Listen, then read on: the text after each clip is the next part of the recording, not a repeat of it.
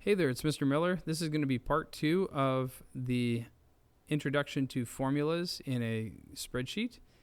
In part 1, remember, we found some assignments. We developed a list of points earned and points possible. We created a very simple calculation to figure out that score, taking the points earned over the points possible to give us a percentage. When we completed that calculation, it was a decimal.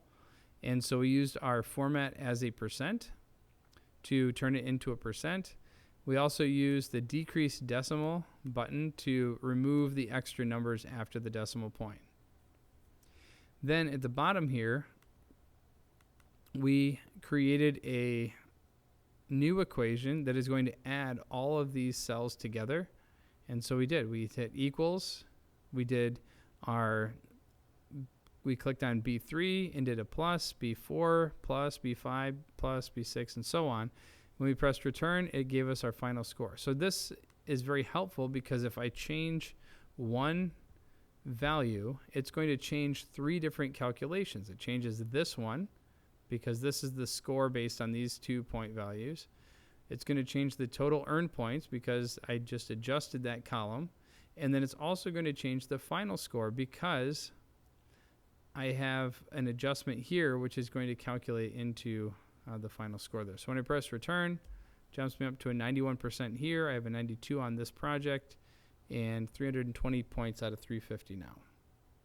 So that's the beauty of having a spreadsheet do the calculations for you, is you just have to change it one time, and once you get the calculations set up correctly, or the formula set up correctly, it will automatically do everything you need it to do.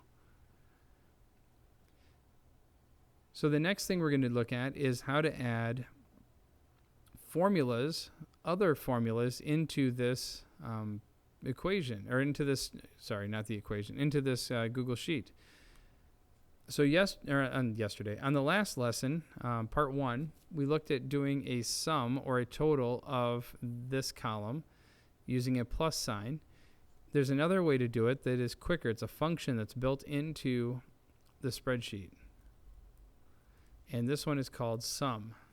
And so to enter one of these functions that are pre-built into the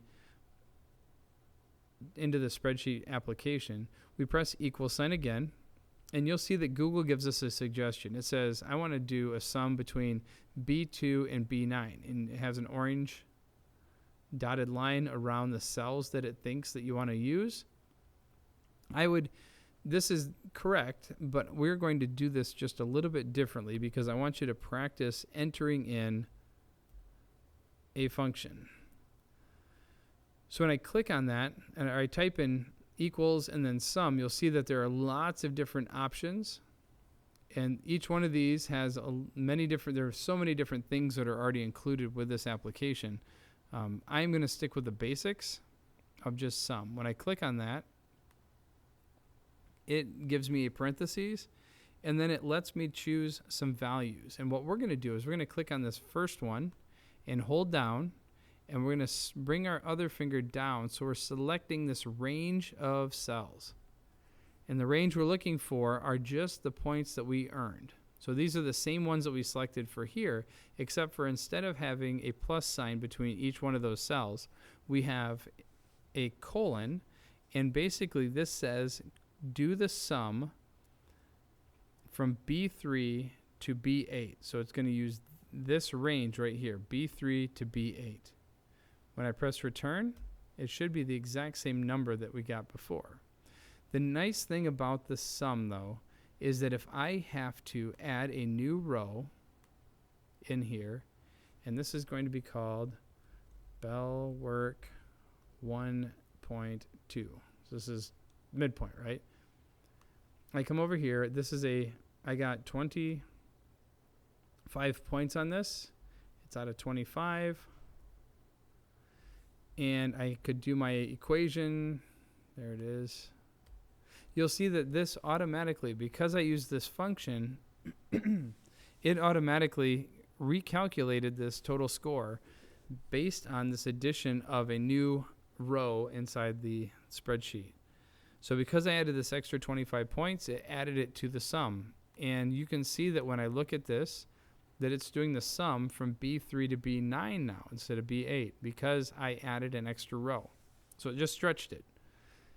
The other formula we have here was adding B3 to B8 as well, but because I added a new row, it does not automatically get added into this equation. So now I'm missing B6, which is right here, which is that new one that I added.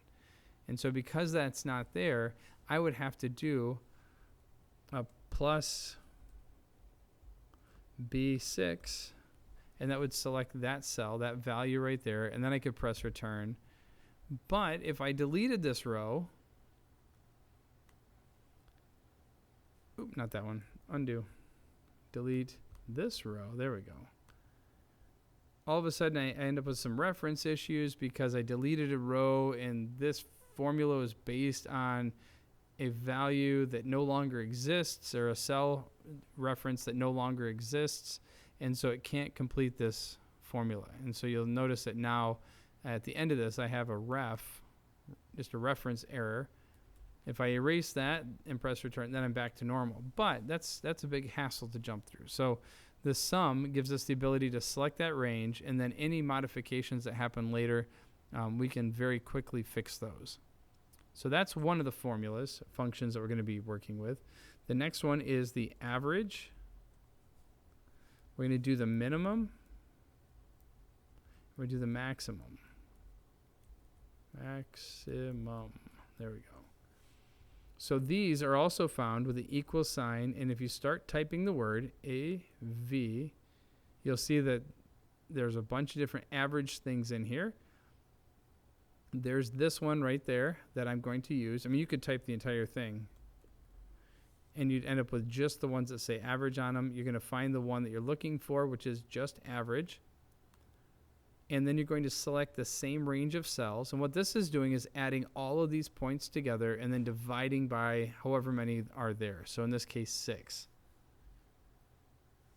This is that Google autofill suggestion that I explained earlier, that Google thinks, oh, you've done this one time, let's do it again. And I don't really want to do that. I want to click the X because it is looking for the minimum next. It thinks that we're going to do the average of everything here, which is not what we're looking for. So because I know the minimum is actually 24, this does not equal what I'm looking for. So sometimes Google doesn't get it right, and that's okay. So I click the X. I'm going to do an equals, equals min. If you type minimum, it does not. There's no function called minimum. We just need to do the min, and it says minimum value in a numeric data set, which is a range of data, which is what we select right here. We press return. It's going to come back with a 24. This is not the number 24. This is the result of this equation, this formula being processed, and then now I have this lowest value. So let's say that this assignment maybe I got 17 on. I hit return. Boom, it readjusts everything, even the minimum value. So the maximum is found the same way. Max. I'm going to select my range of cells. I'm going to press return. Boom, there we go.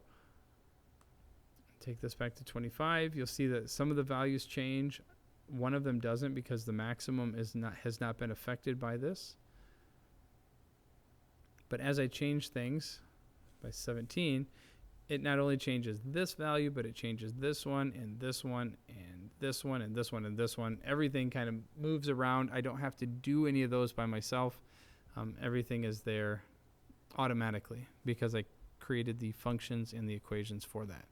So I'm going to do the same thing on this one. And it says, oh, wait a second. Do you mean you want to do the average, or do you want to do the sum of all of these things, or do you want to do the sum based on the cell next door, or do you want to do the sum of just this range of values? And I'm like, yeah, that's the one I want to do. So I click on it, press return, and it has the right things there. And they are trying to guess again to see what I'm trying to do. This is not right, so I'm going to hit the X, do equals, average of the same range. If you are not comfortable selecting ranges yet, I would actually suggest that you do this, where you're clicking on that one and then using your mouse to select the range. Press return. Finally, the last one is the max. I press return and I'm left with that. So here is a basic gradebook. We have not formatted anything yet, but this is what it will look like as we look at doing assignments, a score based on earned points and possible points, adding everything up using a total, using plus signs, adding everything up, finding a total using the sum function. We also use the average function, the minimum, and the maximum. And you notice that I have a bunch of extra decimal points there. I might come through here and just hit the decrease and make those go away. So that will be the end of this part number 2. And on the next part, what we're going to look at is adding sheets across the bottom for each of your different classes to keep track of those different assignments in each of the different classes. So I'll see you on part 3.